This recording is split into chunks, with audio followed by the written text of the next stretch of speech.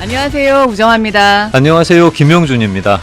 아침마당 일부 순서 함께하고 계십니다. 자, 목요일마다 좋은 정보 함께해 주시는 분입니다. 오늘도 존청 변호사님과 함께합니다. 안녕하십니까? 안녕하십니까? 어서 존청입니다. 오세요. 반갑습니다. 네. 반갑습니다. 유튜브 창에서는 또 얼굴 보여달라고 또 그렇게 손 들어달라고 그러죠. 오늘 업데이트되는 상황이 상당히 많습니다. 네, 전반전에는 저희가 광고 전까지는 이 업데이트된 상황을 집중적으로 일단 먼저 소개해드리도록 하겠습니다. 시작하죠. 네. 네.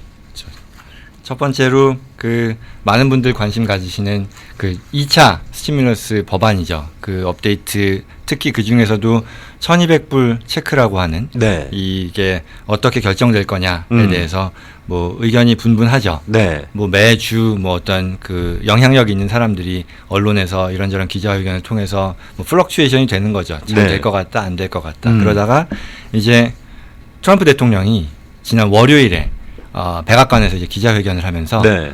굉장히 좀 구체적인 그런 내용을 얘기를 한 거죠. 네. 그래서 이제 질문자가 이번에 2차 패키지로 스티뮬러스 체크가 나올 거냐라고 얘기했더니 그렇게 할 거다라고 얘기했고 거기에서 이어지는 얘기가 굉장히 제너러스한 그런 플랜이 될 것이고 좀 그 후하게 줄 거다. 예. 네. 그리고 바이파리슨 그러니까 초당적인 그렇죠. 어떤 그 동의를 구할 수 있는 그런 수준에서 결정될 거다라는 그런 표현을 했어요. 네. 그래서 이게 꼭 반드시 체크 지급에 대한 것뿐만 아니라 전체 패키지죠. 이 법안에 대해서 뭐 공화당은 뭐 1조를 얘기하고 뭐 백악관은 그동안 뭐 2조 또 이제 히어로스 액트에서는 3조 그 네. 규모에 있어서의 그게 어떻게 보면은 한 달여가 지금 스탑이 되는 상태에서 네. 어떤 것을 의미하느냐 이게 체크만을 말하는 거냐 아니면 패키지 전체를 얘기하는 거냐에 대해서는 좀 분분하나 네. 어쨌거나 그 부분에 대해서 뭐 최고 의사결정자인데 네. 그런 의지를 확실히 공개했다라는 네. 점에서 기대가 더 커지는 것 같아요. 좋은 뉴스네요. 11월에 대선이 있으니까. 그렇죠. 지금은 아무래도 좀 선심성으로라도 진행이 되겠죠. 그러니까 이제 지난주에 잠깐 이 방송에서도 말씀이 네. 나왔던 거지만 이게 그런 선거적인 그 네. 일렉션 피리어드를 놓고 봐도 이걸 아마도 마다하거나 이걸 하지 않는 거는 어떻게 보면은 악수가 될 수 있잖아요. 지금 현재 집권 표 떨어지는 입장에서도. 소리가 들릴 텐데 그렇게 그렇죠. 되면. 네. 그런 것들을 감안해도 뭐 좀 더 긍정적인 예상이 더 커지는 것이고 네. 뭐 지금 보면 민주당은 뭐 말할 것도 없죠. 이미 하원에서 통과를 시킨 상태고 네. 그리고 또 중앙은행에서도 지난번에 그 제롬 파월 그 의장이 네. 얘기를 한 거죠. 이게 그 국민들에 대한 실업수당 포함해서 이런 직접 지급이 직접 지원이 끊기게 될 경우에 경제에 미치는 효과는 어떤 타격은 어마어마하게 클 것이기 때문에 네. 그걸 네. 꼭 했으면 좋겠다라는 거를 뭐 당부했고 그럼 결국은 남는 거는 공화당의 상원 그렇죠. 머저리잖아요. 그래서 그쪽의 의견만 이제 남은 상황이라고 보면 되고요. 네. 근데 이제 결국 거기서 이제 전체적인 그 선거 일정이라던가 네. 보게 되면 가능성이 높다 이렇게 보는 것 같습니다. 상원이 피박 안 쓸라 그러면은 통과시키지 않겠어요. 물론 살짝 이제 컴프로마이즈는 되겠지만. 네. 네. 그렇죠. 수혜자 입장에서는 시기도 중요한데요. 시기는 언제쯤으로 전망되고 있어요? 이게 어차피 지금 6월 말이고 그리고 7월 그 4일 휴회가 2주 동안 있어요. 그러면 그 전에 결정될 거는 아니거든요. 다른 지금 오늘 아마 말씀을 드리지는 않겠지만 일정들이 많이 바빠요. 7월 3일까지. 네. 그렇기 때문에 다뤄지지 않을 것이고 그 이후에 돌아오는 게 7월 20일부터니까 네. 18일, 네. 20일부터니까 그때부터 얘기를 해서 한 8월 초 정도면 결정이 되고 또 그렇게 되면 이제 집행하는 것도 9월, 10월이니까 타임라인이 뭐 딱 맞겠죠. 그래서 그렇게 예상하는 것 같아요. 무조건 대선 전이죠. 그렇죠. 네. 무조건 그렇죠. 대선 전에는 저 가정의 통장으로 꽂히겠죠.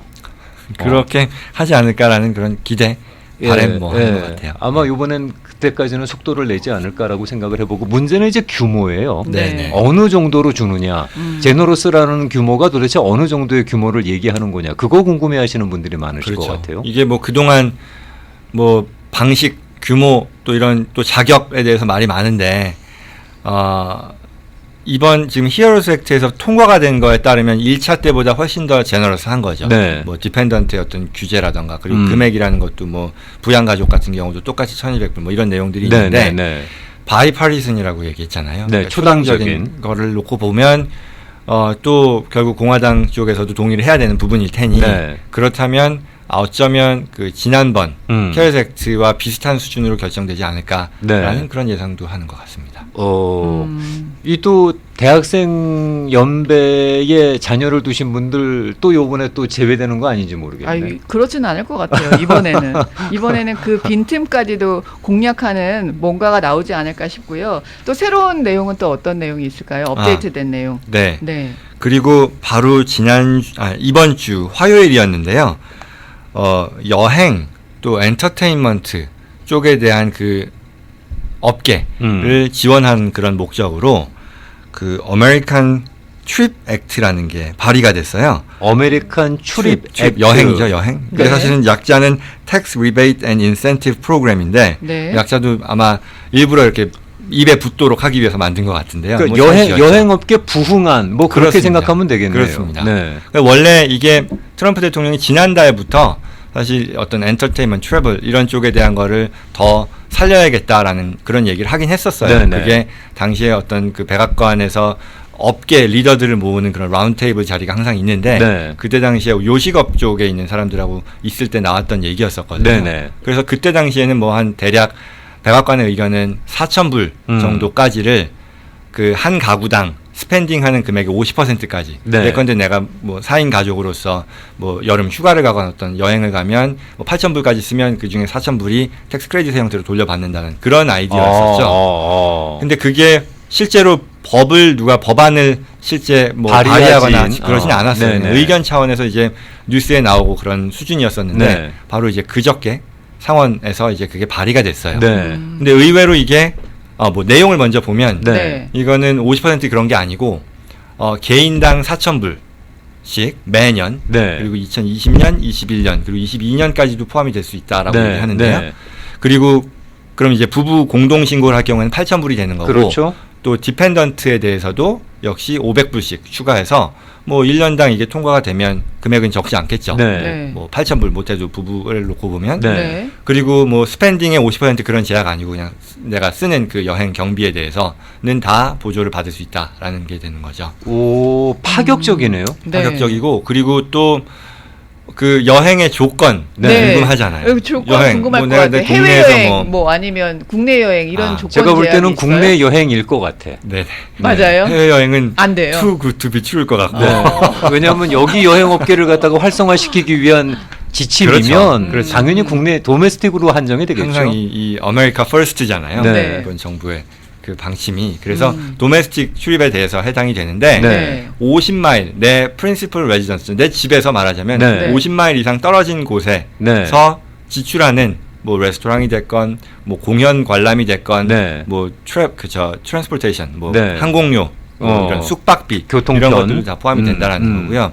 이게 사실 저도 법안이 나온 상황에서 이거를 뭐랄까 과하게 기대하고 그럴 필요는 없다고 생각하지만 네. 네. 이 내용에 대해서는 좀 찬성이 굉장히 높은 것 같아요. 그래서 그래서 이 법이 나오자마자 어떤 네. 모닝 컨설트라고 하는 여론 조사 기관에서 이거에 대해 조사를 했는데 네. 거의 한 미국인들의 3분의 2가 이 내용에 대해서 찬성한다는 결과가 나왔고 그리고 실제 요 안에 대해서 네. 상원 뭐 하원의 양당 실력자들이 또 이제 언론에서 이제 코트를 한 건데 네. 굉장히 좀 긍정적으로 본 것 같아요. 네. 그 이유는 또 보면 실업률 같은 경우도 네. 지금 지난주에 좀 더 그 전주 대비 개선, 뭐 전달 대비 이제 개선되고는 있지만 여전히 가장 높은 실업률을 보이는 그렇죠. 그런 주들이 있는 게 그게 네. 뭐 네바다, 뭐 애리조나 뭐 이런 전통적인 어떤 관광, 네. 엔터테인먼트 업계에 그 포커스되어 있는 그런 네. 주들이 타격을 여전히 많이 받고 있는데 그렇죠. 그런 면에서도 보면 뭐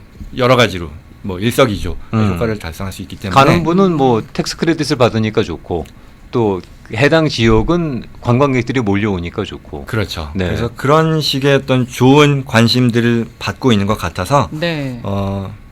이거 좀- 얼마나 가능성이 있을 거라고 생각하세요? 그래도 상당히 반응이 좋다잖아요. 근데 일단은 지금은 발의 단계이기 때문에 네. 네. 그럼 이제 위원회에서 또 평가를 하면서 그게 또 이제 튜닝이 되는 거죠. 네. 조정할 것들은 조정할 것이고 네. 그리고 나서 이제 표결에 붙일지 말지를 결정하게 될 테니까 네. 뭐 산 넘어 산입니다 여전히. 이제 시작 단계예요. 시작 단계이지만 적어도 전에 이 트럼프 대통령이 이런 거 할 거다라는 그 선에서는 한 발짝 더 나아간 거죠. 이제 비례 형태로 다루어질 그런 준비가 된 거니까. 그래서 상당히 의도는 좋고 네. 그리고 많은 분들이 그거 상당히 그럴듯하다라고 생각하실지 모르겠지만 나중에 이제 형평성 얘기가 나올 수도 있겠네. 가장 크게 타격을 받은 게 여행업계하고 뭐 항공산업, 그다음에 특히 엔터테인먼트, 그렇죠. 모든 콘서트 다 중지돼 버렸으니까. 그렇죠. 네, 그쪽에 그렇죠. 계시는 분들은 거의 뭐 수입이 제로라고 봐야 되는 상황이거든요. 그렇죠. 그러니까 당연히 이런 스티뮬러스가 가야 된다는 건 공감을 하지만 그렇죠. 다른 필드하고의 형평성 얘기가 또 그때쯤이면 나올 것 같은데. 항상 정책이 모두를 만족시키지는 못할 테니 네. 거기서 이제 어떤 부분들이 우선순위이고 어떤 쪽에 더 가중치를 두느냐로 결정이 됐겠죠. 그렇겠죠. 네. 네. 통과된다 그러면은 라스베가스 주식 꽤 올라가겠는데. 네. 네. 요새 계속 떨어지고 있던데. 네. 네. 그렇습니다. 아무튼 그 아메리칸 출입 액트라고 하는 네. 여행 부응안도 현재 거론되고 있다는 업데이트된 사항입니다. 네. 맞습니다. 혹시 PPP나 EIDL에 대해서 업데이트된 내용도 있나요? 카톡 질문입니다. 업데이트된 내용들이 있느냐? PPP와 EIDL. 뭐 PPP에 대해서는 지난주에 이미 새로운 그 시행령이죠. 그러니까 그 통과된 이후에 개정된 내용을 반영하는 이 SBA의 가이드라인 탕감에 대해서 그 양식이 네. 업데이트가 돼서 공표가 됐고요. 네. 거기서 이제 말씀드렸던 것처럼 그 자체만으로도 여러 가지 불확실했던 부분들을 클래리파이하는 그런 식의 업그레이드가 있었고 거기에 추가로 어떤 그 상황에 따라서는 내가 예를 들어 그 코로나 위기 이전과 비교해서 종업원 수가 줄지 않았거나 아니면 종업원에 대해 지급하는 임금이 낮아지긴 하더라도 75% 선을 유지했다면 그 이상이라면 이 탕감에 있어서 제약이 현저히 줄어들게 되고 또한 그 탕감 신청에 사용하는 그 양식 자체도 복잡한 그런 레귤러 폼이 아니라 이지 폼, 아주 네. 간소화된 폼을 쓸 수 있게 되어서 뭐 결과적으로는 대부분의 또는 뭐 거의 모든 그런 그 업체들이 탕감은 받을 수 있지 않을까라는 그런 예상을 한다라는 것이고. 지난주에 그 말씀 주시고 SBA 들어가서 한번 그 PPP 심플 어플리케이션을 봤어요. 폴기브니스를 받기 위해서. 예, 예. 3장으로 돼 있더라고요. 네, 네. 네, 맞습니다. 지난번 거는 17장인가 그랬는데 이건 3장으로 나와 있어서 간단은 했는데 네. 그래도 그 안에다가 숫자 집어넣는 거는 민간인은 하기 어렵던데요. 근데 뭐 보통 비즈니스 오너들이 네. 대부분 이제 그런 어드바이저들이 있으시잖아요. 네. 뭐 늘 같이 일을 하는 어드바이저건 아니면 뭐 반기, 분기 뭐 아니면 이어엔드 때 신고 같은 거 도와주시는 분들이 계시니까 그렇죠. 협조를 구하셔야겠죠. 그렇죠. 아무래도 약간 좀 도움을 받아서 진행을 하시면 될 것 같습니다. 그렇죠. 그나마 3장짜리로 줄어든 게 어딘지 모르겠습니다. 네. 네. 제일 지금 궁금해. 네. 네. 혹시 변호사님 더 아니, 해도 그리고 하실- 이제 뭐 또 어제 그제 오늘 사이에 그 LA죠. LA 시 차원에서의 그 렌터 그저 세입자 구제책에 대한 내용이 또 통과가 돼서 네, 그 네. 얘기 여쭤보려고 그랬는데 LSD 카운슬이 이틀 전에 통과시켰다고 기사가 또 있더라고요. 예, 그래서 거의 예산으로는 100 밀리언, 그러니까 1억 불 정도가 할당이 돼서 네. 저소득층이죠. 그러니까 이게 아마 area median income일 텐데요. 네. 그러니까 그 지역의 median income, 그 중간 소득의 80%인가요? 80% 이내에 네. 들어가는 네. 미만에 들어가는 그 가구들에 대해서는 네.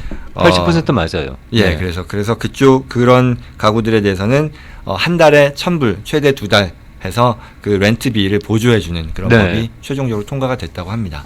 그래서 결국은 이 내용도 마치 뭐 PPP나 EID 이런 것과 마찬가지로 네. 입법부에서 이게 시티 카운슬 의회가 이제 통과를 시킨 거니까 네. 그걸 이제 또 실제 집행하는 건 이제 행정부잖아요. 네. 그래서 행정부 차원의 어떤 레귤레이션, 실제 시행령 방식에 대한 게 조만간 나올 거로 예상이 되고 있습니다. 이게 그 조건이 몇 가지 있는 거로 알고 있어요. 뭐 그 물론 이제 저소득층 대상이라는 것도 있습니다만 팬데믹 기간 동안에 어떠한 그 상황이 있어야 된다. 뭐 그렇죠. 그런 조건들을 맞춰야 되는 거로 알고 그 있습니다. 팬데믹 기간에 내가 경제적으로 타격을 받았다라는 거를 증명해서 그걸 이제 보내서 어프로브를 받아야 된다라고 하는데 네. 그 말하자면 마찬가지죠. PPP와 같은 그런 양식 그런 그렇죠. 것들이 이제 준비가 되겠죠. 네. 내가 그걸 뭐 직접 디스크립션을 넣어서 설명을 해야 되는 게 되건 아니면 마치 우리가 EDD에서 하나하나를 물어봤을 때 어떤 식의 타격을 받았는지를 골라야 되는 그런 방식이 됐건 네. 뭐 구체적인 것들은 이제 나올 거로 예상이 됩니다. 그렇습니다. 근데 말씀해 그러면- 주신 것처럼 네. 그와 같은 타격을 입은 근데 사실 타격을 입었다라는 거를 뭐 증명 못할 이유는 없죠. 이유는 없겠죠. 지금은 다 타격을 입은 셈이니까. 그렇죠. 그렇죠. 네. 그렇게 예상됩니다. 가정당 받을 수 있는 혜택을 받을 수 있는 규모는 어느 정도로 예상할 수 있어요? 그게 지금은 월 1,000불, 그래서 토탈 2,000불이고 네. 그 가구의 어떤 인컴 기준으로 보면 네. 4인 가족 기준이었을 때 LA 시리에서 83,500불이라고 하네요. 연 네. 인컴이 네네. 83,500불 이하이면 네. 이와 같은 혜택을 볼 수 있는. 그러니까 4인 가정 기준으로 4인 가정 얘기했습니다. 기준으로 그렇답니다. 네. 네. 아마 그렇게 해서 주어지는 만약에 이제 뭐 2,000불이다. 그러니까 1,000불을 만약에 1,000불, 준다 1,000불 씩. 그러면 네. 그 돈은 그분한테 주는 게 아니라 랜드로드한테 주는 거죠. 예. 그래서 지급 방식은 네. 네. 그렇죠. 직접 그 테넌트한테 주는 게 아니라 네. 랜로드한테 준다고 하니까 네. 이것 또한 뭐 구체적으로는 어떤 식으로 이게 실현이 될까? 사실 그 연방 정부에서의 그 세입자 홈오너 구제책하고 비슷하거든요. 이 네. 작동 방식은. 네. 그러니 뭐 역시 지켜봐야겠죠. 랜로드한테 어떤 뭐 여기 지금 그 100 밀리언 예산이 잡혀 있는 거를 뭐 받기 위한 어떤 랜로드들, 그러니까 랜드로드로부터 이 펀드를 받을 수 있는 자격이 될 수 있게 뭐 또 신청을 받는다거나 뭐 그런 방식이 될 수도 있을 그렇겠죠. 거고요. 그 부분은 그렇겠죠. 뭐 아직은 확정된 건 없습니다. 네. 네. 이게 그 실시가 되려 그러면 어느 정도 기간이 걸릴 거라고 예상을 하세요. 지금 그 공식적인 자료로서는 네. 7월이 되면 이와 관련된 또 포탈이 열리고 네. 그리고 그 이후부터 바로 진행이 될 거다라고 얘기를 하니까요. 네. 바로 이 혜택을 보는 기간 시점이 7월, 8월에 대한 렌트인지는 모르겠어요. 근데 네. 적어도 그 즈음부터 예컨대 네. 뭐 7월부터 확실히 어떤 방식으로 시행을 하겠다는 게 나오면 네. 뭐 8월, 9월이 됐건 네. 아니면 뭐 그렇게 되겠죠. 네. 이 내용은 LA 시티만인가요? LA 카운티 포함인가요? 라는 LA 시티 질문이세요. 카운슬에서 통과된 내용입니다. 네, 그래서 그 범위가 어떻게 되는지 그리고 또 어떤 가구들의 그 미디언 인컴이 어떻게 되는지는 제가 좀 더 스터디를 해서 네. 뭐 방송을 통해서나 네. 뭐 유튜브 영상을 통해서 그때그때 업데이트되는 내용을 올리도록 하겠습니다. LA 그렇군요. 타임스의 네. 기사를 보게 되면 한 36만 5천 정도의 가구가 혜택을 받게 될 거다라고 네. 얘기를 하고 있는데 100 밀리언으로 계산을 잠깐 또 궁금해서 해봤더니 그게 이제 충분한 금액이 될까? 뭐 이런 또 생각이 들더라고요. 그렇구나. 네. 네. 그러네요. 30만 명의 곱셈을 제가 지금 할 수는 그러니까. 없고. 네. 네. 근데 아무튼 일단 LA 시티 카운슬에서 지난 튜즈데이에 그 화요일 날 통과를 시켰으니까 네. 네. 변호사님 말씀대로 뭐 그 정도면은 저희가 현실적으로 혜택을 받을 수 있는 기간이 되지 않을까 싶은데 그렇습니다. 뭐 이것도 무조건 11월 대선 전에는 끝날 겁니다. 아무튼 그 전에는 풀겠죠. 네. 네. 7월 15일이면 연기된 2019년 개인 세금 보고 마감일인데요. 그 자료에 대해서 그 날짜에 대해서도 혹시 연기가 될 수도 있다, 더 연기가 될 수 있다 이런 얘기가 나오던데 네네. 어떤 상황인가요? 그거는 이렇게 보시면 돼요. 말씀하신 게 맞고요. 이걸 더 연기해 줘야 되는 거 아니냐라는 그런 의견이 좀 힘을 받고 있는데요. 왜냐하면 이제 곧 다가오니까 이게 보면 7월 보통의 경우 예년 같은 경우도 4월 15일이었었잖아요.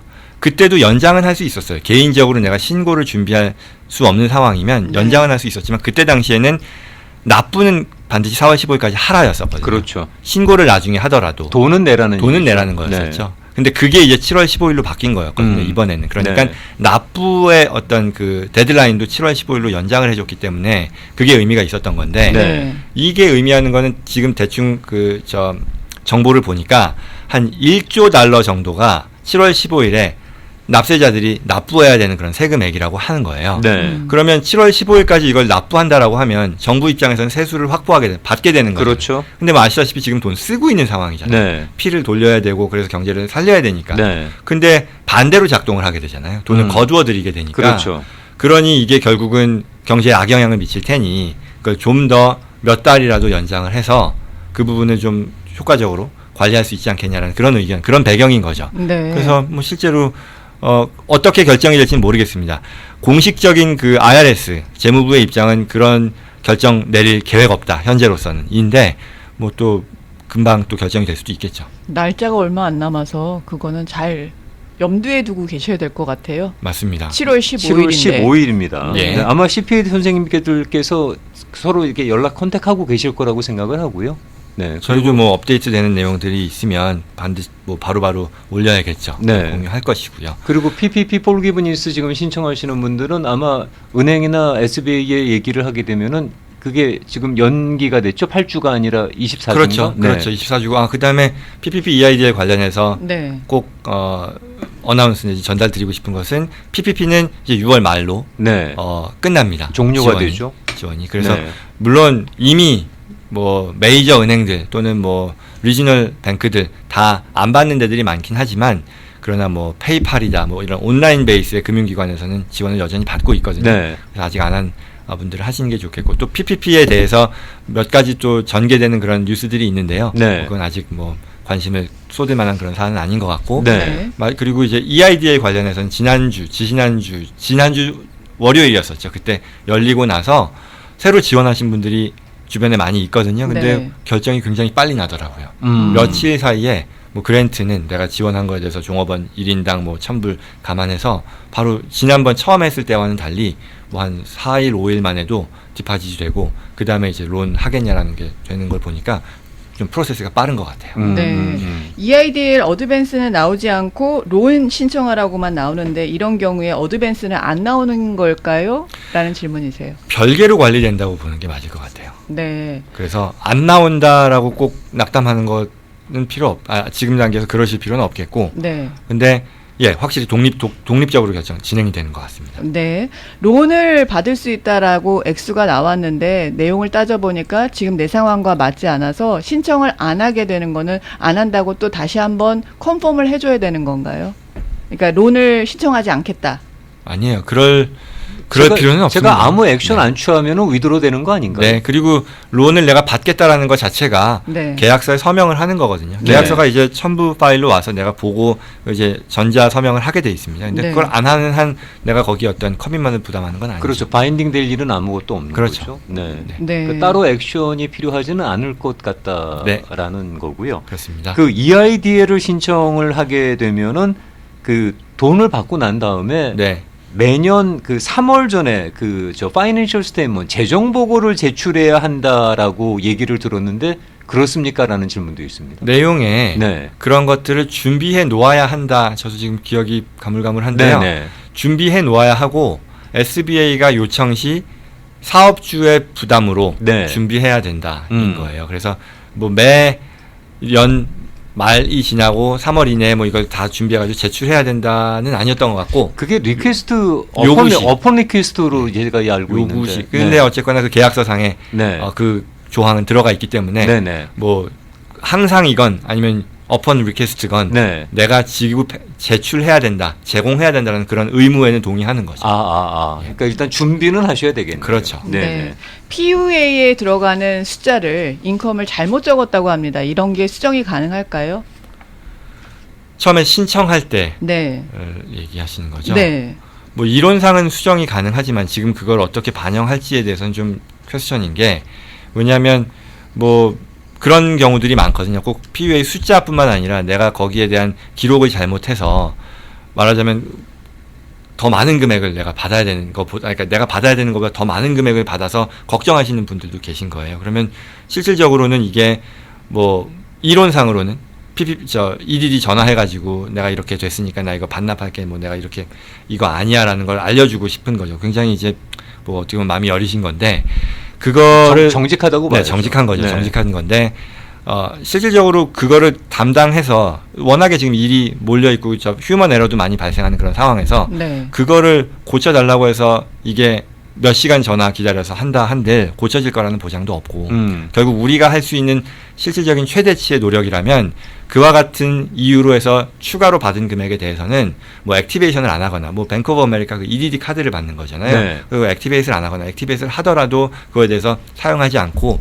이후에 내가 좀 이와 같은 급한 이런 상황들이 좀 해소가 되면 좀 누그러지면 그때 해결하는 노력을 하는 게 필요하겠다. 그렇게 저는 이제 조언을 드리죠. 나중에 뭐 그거는 오차가 있으면은 EDD가 연락하지 않겠어요? 그러니까 뭐 나중에라도. 네. 그리고 또 그 이후에 내가 뭐 매 2주마다 서리파이를 하니까 네. 거기서 네. 또 이제 맞게. 그러니까 그 서리파이 할 때. 그렇죠. 네.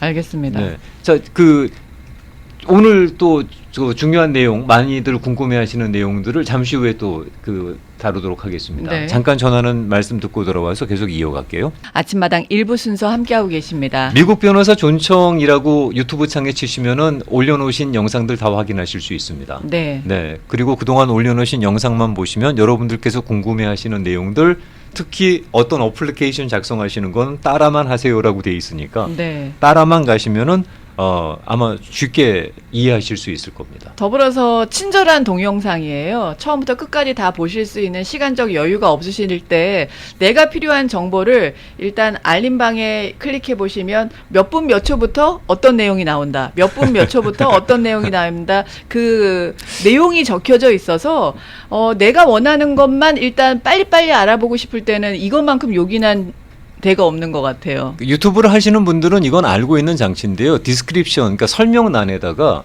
뭐 1분 25초부터 PPL, 뭐 5분 55초부터 EIDL 이렇게 적혀 있으면 본인이 EIDL에 관심이 있으면 그 5분 25초짜리라고 적혀 있는 거기를 클릭하시면 바로 그리로 가요, 영상이. 그걸 북마크라고 얘기하는 건데, 그래서 일부러 처음부터 안 들으셔도 그렇게 그냥 원하시는 장면에서 바로 원하시는 정보를 시간 없으신 분들은, 성미 급하신 분들은 바로 확인하실 수가 있겠습니다. 바쁘셔서 챙겨보실 때 그렇게 보시면 되겠습니다. 유튜브 창에 미국 변호사 존청으로 확인해 보시면 되겠습니다. 네.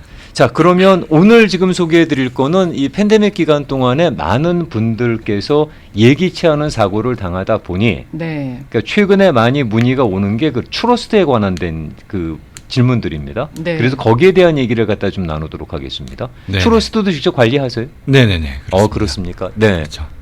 이게 오늘 조금 긴 호흡, 그러니까 이게 굉장히 뭐 늘 나오는 그런 뉴스는 아니지만 꼭 우리 그 교민분들 포함해서 미국에 거주하는 사람들이 염두에 두고 해놓았으면 하는 그런 어떤 법적인 장치로서 리빙 트러스트라는 게 있는데, 그렇죠. 뭐 한 시간을 좀 두고 얘기하면 좋겠다라고 생각을 했어요. 그래서 아마도 안 들어보신 분은 없을 것 같아요. 리빙 트러스트라고 하는 것이 미국에 사는 사람으로서 그게 이제 뭐 어떤 행사 자리에서 뭐 파이낸셜 어드바이저, 뭐 보험, 뭐 이런 분들이 뭐 생활 경제 코너 해가지고 세미나를 많이 하잖아요. 그럼 거기 가서 리빙 트러스트라는 게 있다더라. 근데 이게 뭐 좀 복잡한데 뭐 트러스트라는 용어도 생소하고, 그래서 듣다가 근데 해야 되는 거라니까 해야 되나 하다가 또 잊어요. 한 반년 지나고 1년 급한 게 지나고. 아니니까. 그렇죠. 그러면 이제 또 다른 또 기회에 그런 자리를 또 소개를 받아서 가서 들으면 나 이거 지난번에 들었던 건데, 아마 그런 식으로 계속 넘어가는 거죠. 맞아요. 안 하고 넘어가는. 맞아요. 그게 거의 대부분인 것 같아요. 제 주변에도 많이들 그렇게 하니까. 그만큼 이제 바로 보여지는 효용이 아니라는 생각, 그리고 또 이게 본인의 어떤 사후의 문제를 다룬다라는 것에 있어서 어떤 꺼림직함 뭐 이런 것도 있겠죠. 저스트 인 케이스니까 진짜. 그래서 그런 건데요. 그럼 이제 트러스트, 리빙 트러스트를 얘기를 하는 건데, 트러스트가 굉장히 여러 개가 있습니다. 오늘은 리빙 트러스트, 가장 근본이 되고 시작점이 되는 트러스트니까 그걸 얘기를 하면 뭐냐, 별거 아니에요. 그냥 서류상의 회사입니다. 서류를 하나 만드는 거예요. 그래서 이 서류상의 회사를 만들어 놓고, 그리고 거기에 내가 가진 자산의 명목상 소유권을 이전하는 거예요. 그렇죠. 그러면 이 서류상의 회사라고 했을 때 명목상 소유권을 옮김으로 인해 이 서류에 언급되어 있는 그 방식에 따라 이 재산은 관리되게 되는 거죠. 그러면 이게 내 생전에 어떤 식으로 관리가 되고 사후에 어떤 식으로 관리가 된다라는 게 트러스트 서류의 내용에 들어가는 거예요. 질문 제가 그냥 시작해도 되나요? 그러면 첫 번째, 우리가 얼핏 듣기는 눈 가리고 아웅인데 내 재산을 갖다가 서류상으로 내가 소유권자가 아니라 법인이 소유권, 그러니까 트러스트 신탁이 소유하고 있다라는 걸로 소유권을 넘기는 거잖아요. 그렇죠. 그걸 넘기는 이유는 왜 넘겨야 되는 겁니까? 그게 이제 뒤에 나올 얘기였습니다만 왜 하느냐에 대한 부분이죠. 근데 그 전에 참 조금만 더 말씀을 드리면 이게 실질적으로는 서류상의 회사를 만들어서 그쪽으로 내가 옮긴다라고는 하지만 변하는 건 아무것도 없어요. 그냥 내가 그냥 갖는 거하고 똑같아요. 그 트러스트에 들어간 자산을 넣었다가 뺄 수도 있고, 거기에 지정돼 있는 어떤 베네피셔리죠. 수혜자. 네. 나중에 내가 죽었을 때 이 재산을 몇 %를 누구한테 준다 이런 것도 그렇죠. 언제든지 바꿀 수 있고요. 네. 그리고 이제 이 트러스트 자체가 누구에게 공개되는 것도 아니에요. 네. 그냥 나 혼자 가지고 있으면 돼요. 퍼블릭은 아니라는 거죠. 그런 것도 아니죠. 네. 그리고 별도의 세금 신고를 하냐 그런 거 전혀 아니고요. 예컨대 또는 뭐 내가 집이나 투자 자산을 넣었는데 거기서 소득이 나올 수 있잖아요. 네, 네. 인컴 프로퍼티다 뭐 네. 하면 그것도 그냥 내가 신고하는 거예요. 재산이 많아야지 이런 건 할 수 있을 것 같다라는 생각이 드는데 뭐 내가 밀리어네어도 아니고 내가 꼭 이런 게 필요할까라는 생각이 들 수도 있는데 어느 정도 재산이 있으면 할 수 있는 건가요? 그렇죠. 이제 두 분의 질문을 이제 묶어서 답변을 해드릴 수 있을 텐데 그렇다면 이거를 어떤 사람들이 쓰는 거냐?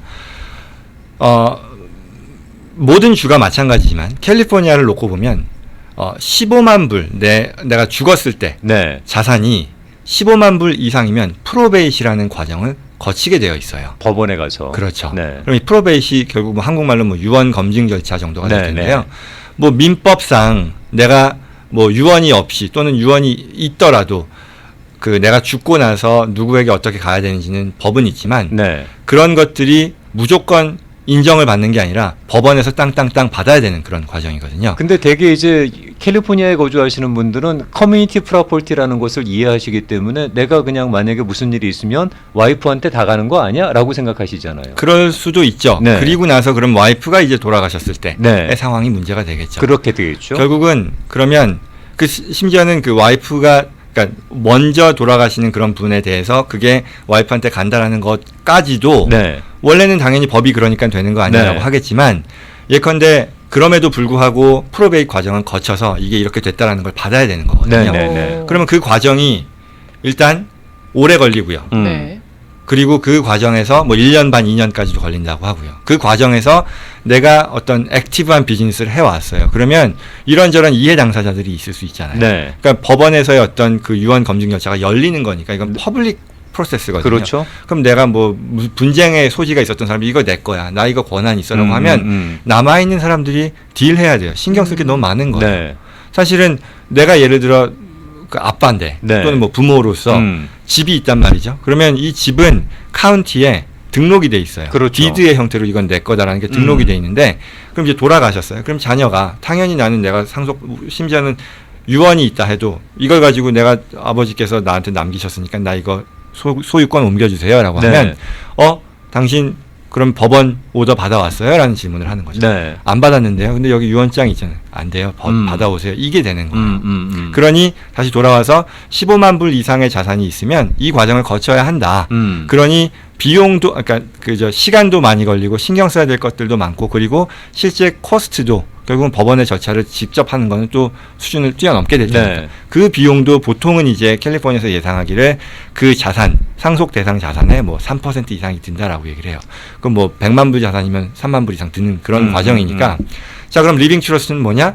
이와 같은 과정을 다 면제받을 수 있는 거예요. 근데 제가 알고 있는 상식이 정확하다 그러면 그 프로베이션 기간 동안에 내가 나한테 올 재산이지만 그 재산에 대한 행사를 갖다 못 한다고 알고 있는데요. 그렇죠. 그것도 그것도 제약인 거죠. 딱 묶여버리는 거니까. 그럼요. 네. 왜냐하면 돌아가신 분의 재산이 결국은 돌아가신 분이 뭘 할 수 있는 건 아니고 네. 남은 사람들이 남은 가족 구성원들이 뭔가를 해야 될 텐데 네. 그게 땅땅땅 결정이 나기 전에는 안 아무것도 되는 못 하는 거니까. 거죠. 그렇죠. 네. 그래서 굉장히 단순한 과정으로서 하나 만들어 놓으면 그리고 그게 잘만 만들어 놓고 그러니까 어떤 에러 없이 만들어 놓고 거기에 내 명목상 소유권을 옮겨 놓으면 예컨대 방금 말씀드렸던 집이에요. 그걸 내 집을 원래는 홍길동 개인 소유에서 홍길동 트러스티 오브 뭐 홍 패밀리 그렇죠.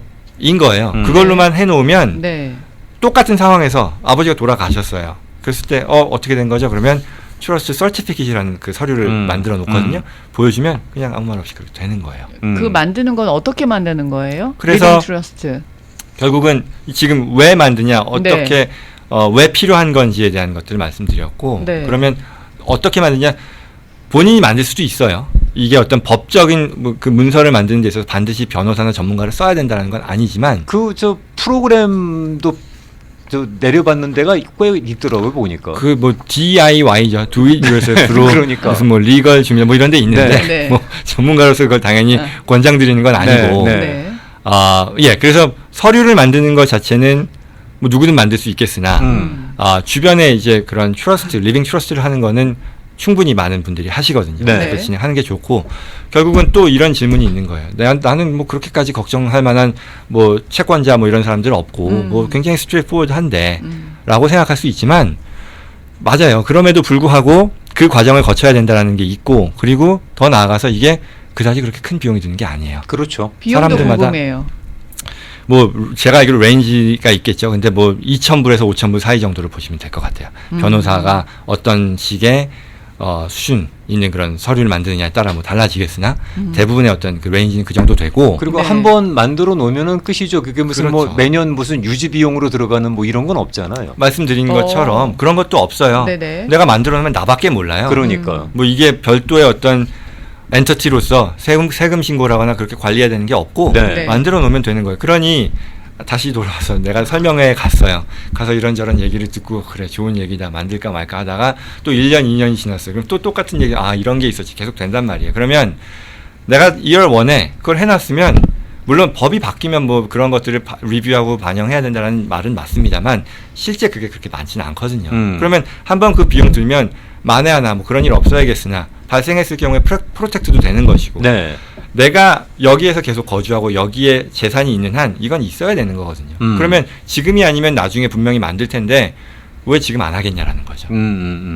근데 사실 지금 같은 경우에 그 이 말씀이 그 지금 이 시기에 참 많은 분들께서 궁금해하시는 내용들인데 이미 뭐 미국 뉴스 유심히 보시는 분들은 아시겠습니다만 최근에 호황을 누리는 데가 생명보험업계입니다. 네. 생명보험 가입률이 그렇게 급증을 했답니다.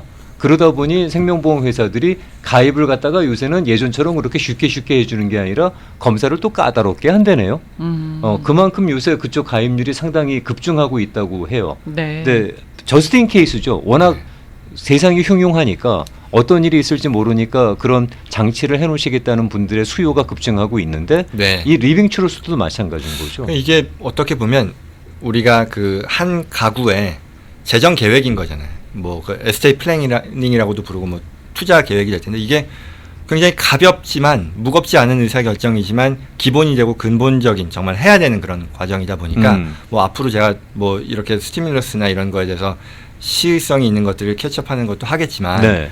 또 제가 프랙티스를 하면서 이와 같은 것들을 꼭 해놓으면 좋겠다 또는 알면 좋겠다라는 그런 수준의 네. 내용들을 다루려고 하고 네. 그 첫 번째로 지금 이 내용을 말씀드린 겁니다. 혹시 네. 뭐 오늘은 잠깐 이게 왜 필요한지 그리고 어떤 분들한테 필요한지를 소개를 해주셨지만 제가 알고 있는 상식으로는 이 트러스트를 잘만 활용하게 되면은 절세 효과가 상당히 큰 거로 알고 있습니다. 네. 말씀하신 것처럼 그와 관련해서 궁금증을 갖는 경우도 많은데요. 네. 오늘은 시간이 길어서 안 남아서 말씀 많이 못 드리지만 네. 그거는 아니다로 보는 게 맞을 것 같아요. 일리버커블이면 가능하지 그렇죠. 않습니까? 근데 지금 오늘은 리빙 트러스트이기 때문에 네. 그것조차 아니고요. 그냥 가벼운 결정, 반드시 해야 되는 알겠습니다. 결정으로 이 비용 들여서 해놔야 되는 거. 네. 말씀하신 거는 다음 기회에 그러니까 취소 불능 좀 복잡한 수준으로 올라가면서 네. 텍스 플래닝까지 가능한 그런 얘기를 할 수 있겠죠. 네, 그 넣고 빼는 게 자유롭다는 걸 이제 리버커블이라고 그러고 그게 어려운 거 맞습니다. 일리버커블이라고 얘기를 들었습니다. 네, 제가 제대로 알고 정확히 있는지 말씀해 모르겠지만 주셨습니다. 예. 그리고 그렇게 취소 불가능한 거는 상당한 세금 혜택이 큰 그 거로 말씀 알고 맞습니다. 있어서 네. 그 내용도 나중에 기회가 되면 네. 한번 여러분께 소개해드릴 수 있는 기회가 있었으면 좋겠습니다. 네. 터치해 네. 주셔야죠. 얘기가 나왔으면 다음에 꼭 터치해 주세요. 그렇죠. 네, 네. 이러고 밥하다가 네. 말 수는 없는 거 아니야. 그러니까요. 네네네. 네. 자, 오늘도 미국 변호사 존청 변호사와 함께 최근에 업데이트된 상황들 함께 말씀을 나눴습니다. 아무튼 속 시원하게 늘 말씀 주시는 것에 감사합니다. 네. 다음 주 또 기대하고 있겠습니다. 네. 네, 감사합니다. 오늘 고맙습니다. 고맙습니다.